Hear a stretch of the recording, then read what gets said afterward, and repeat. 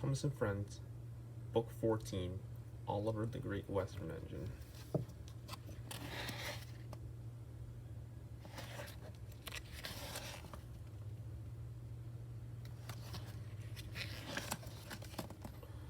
This is a story about Oliver the Great Western Engine. His owner didn't want him anymore, and he was going to be turned into scrap. Then someone came to the rescue. One day, Edward was talking to Douglas. They had heard that steam engines were being put out of service across the island and replaced by new diesel engines. They are being turned into scrap, said Edward quietly. Don't mention that word, Douglas gasped. It makes my wheels wobble.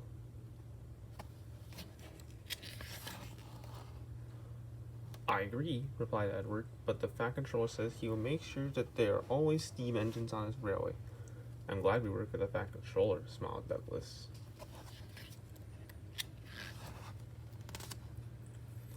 That night, Douglas was still working. He had taken the midnight goods train to a station at a faraway place on the island where only the diesels work.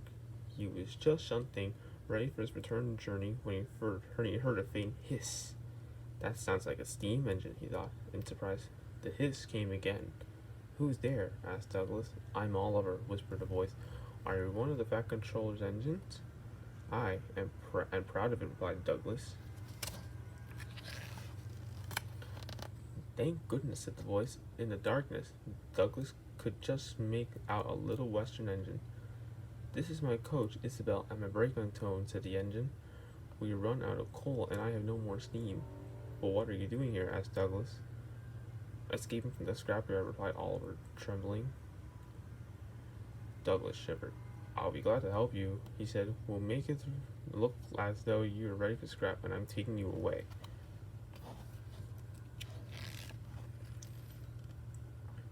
The driver finally agreed to help too.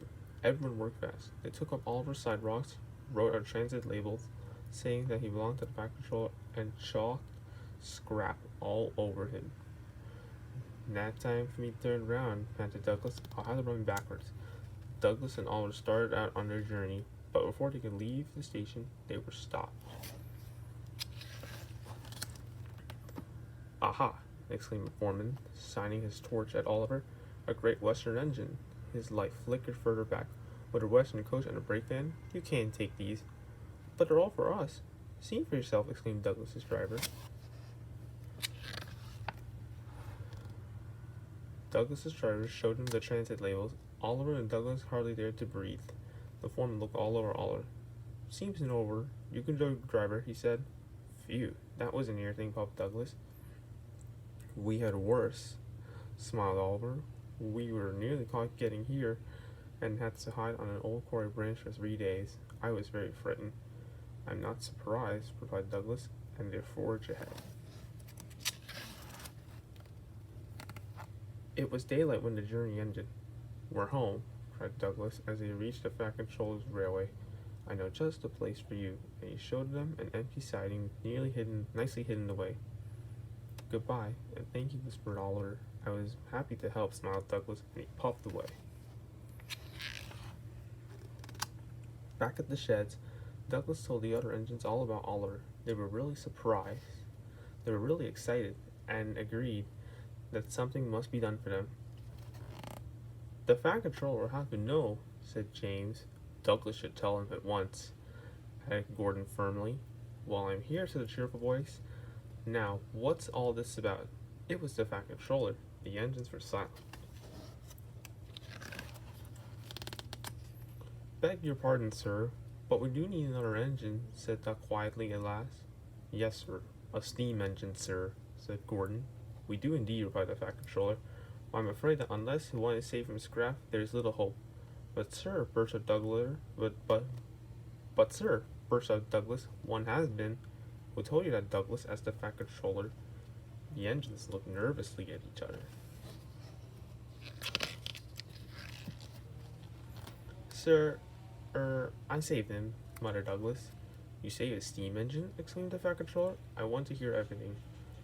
So Douglas told him all about how he had rescued Oliver, Isabel, and Toad from the scrapyard.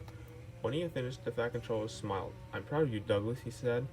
"Oliver, Isabel, and Toad are just what we need for Duck's branch line." "Thank you, sir," replied Douglas, and all the engines cheered. The Fat Controller soon had Oliver, Isabel, and Toad mended and painted in full Great Western colors. They were very happy on Duck's branch line. As Oliver puffs along the coast, he often thinks about what a lucky escape he had. If Douglas hadn't come to rescue things, would be very different. Oliver is very grateful to Douglas and everyone at the Fat Controller Railway for his lovely new home.